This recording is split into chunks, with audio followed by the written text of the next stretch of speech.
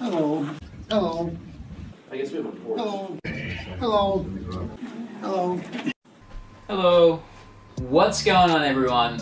Welcome back to another video. I hope you're all doing well and having a lovely day or weekend wherever you are in the world. Today's video I will be talking about my most questioned tattoos, just the tattoos I get the most questions about, and speaking about a few of the other ones that I haven't yet mentioned in my other videos that I've talked about. I have filmed 2 other tattoo videos as well, so if you haven't checked them out, I will leave a link down below.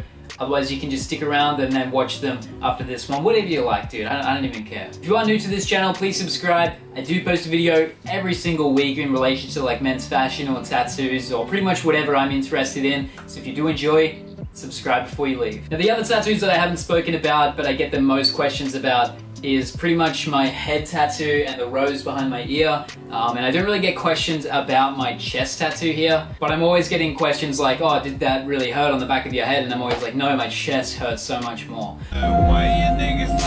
So I'll start with the chest tattoo. Basically, it depicts a rose upside down, right down the middle of my chest. Pretty much solid black work for the stem and the leaves. I know it's like a bit dropped out. This is kind of what it looks like when the ink has dropped out, and then it goes down into the actual rose itself, which is a fine line work rose. This exact piece is exactly what I asked for from Jamie.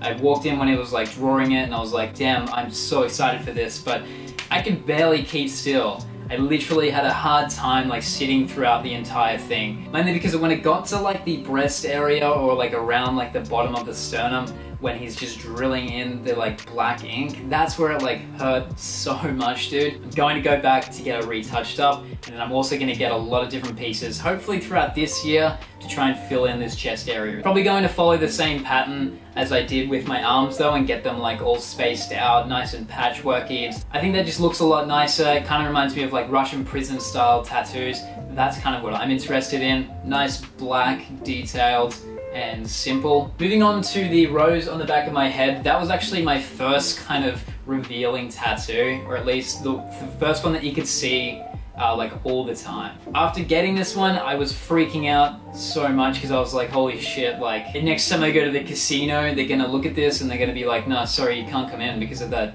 gang affiliated tattoo on the back of your head, dude.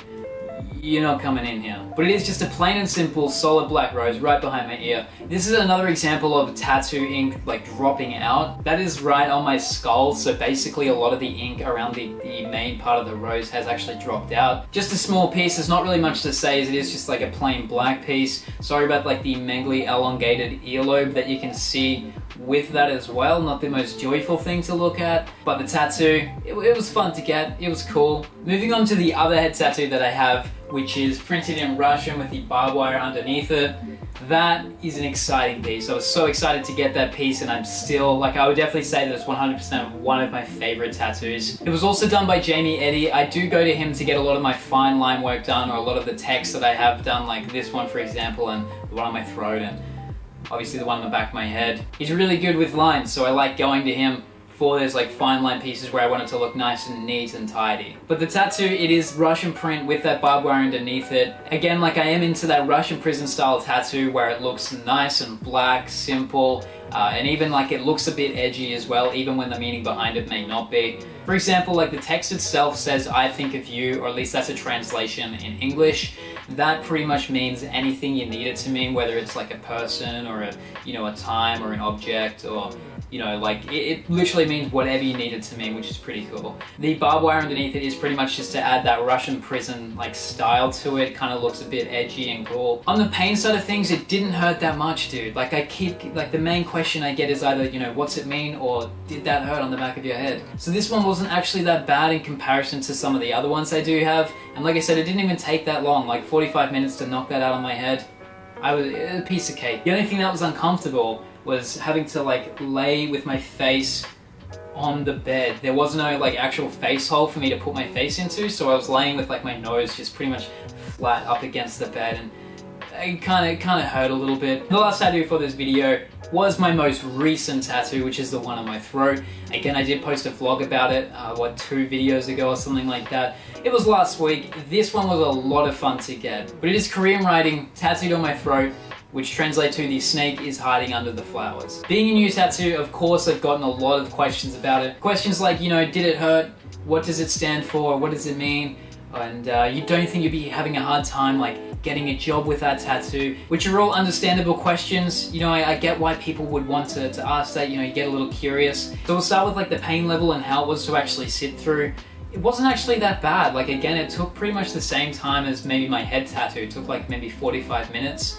It could have even taken less, to be honest. Like I would definitely say that this one and the Russian one are pretty on par for pain actually. What it actually translates to is a little bit more on the interesting side as well, the same with my Russian one. It translates to the snake is hiding under the flowers, which is pretty much a metaphor for something being pretty but also being able to hurt you as well. Again, look, that can mean whatever you need it to mean. You know, whether it's like a person or an object or literally like a snake and a flower or just anything, dude. Including that extremely hot curry that looks like extremely tasteful, but then, you know what I'm saying, like 3 hours later, you're in a bit of pain. That's probably another question I would get is, you know, why Korean or why Russian? Russian, like I explained earlier, I like Russian prison style tattoos and it looks a little bit more edgy than just like plain English. And Korean, you know, that's a little bit different again. You know, I'm like self-teaching myself how to speak and read Korean, which I'm doing pretty well at for the reading side. Speaking, like I'm still getting there, like it's a slow process, but I also do have like a few Korean friends and I love Korean underground culture when it comes to like fashion or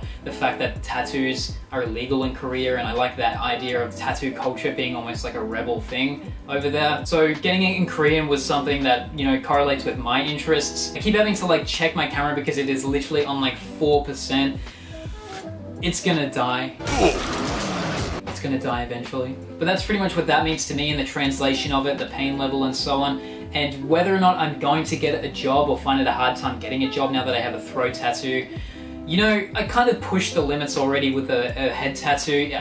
There's no real breaking point now. I could get a face tattoo and, you know, the bar's already being set that high, you know what I mean? I don't really want to work for someone forever. Like I want to eventually start my own thing, start my own business or label or whatever I plan to do for my future. I eventually want to pan that out so I don't have to work for some dude making him money. So do I care that I have a throat tattoo and am I going to have a hard time finding a job for it? Look, not really. That is pretty much it, man. That is all of my tattoos that I have. Broken them all down in like 3 separate videos. If you guys haven't watched the other videos that I've spoken about my tattoos, I will leave the first and second one down below. If you're also curious on what it's like getting a tattoo and what it's like being inside a studio and whatever, I filmed a vlog like a week or 2 ago where I actually got my neck tattooed, so I'll leave a link to that one below. You guys can go and check it out and see how it was. Really appreciate your time. Hope you enjoyed the entirety of my tattoo showcasing. Subscribe if you're new here. I post a video every single week in relation to like men's fashion or tattoos or whatever, pretty much whatever I want, dude. So if you did like the video, subscribe before you leave. Otherwise, have a good weekend, wherever you are in the world, and I'll see you guys in the next video.